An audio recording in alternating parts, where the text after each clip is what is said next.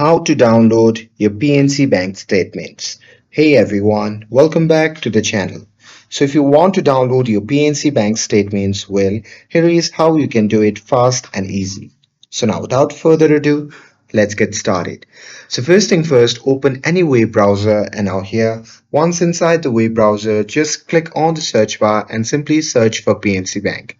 And now here, from the search result, just click on the first link and after that, you'll be prompted to the official website of the PNC Bank.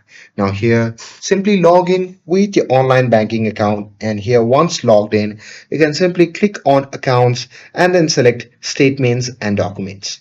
And here you just have to pick the account and the statement period that you want to download, and after that you simply have to click on download PDF or view statement to save or print your statement, and that's it.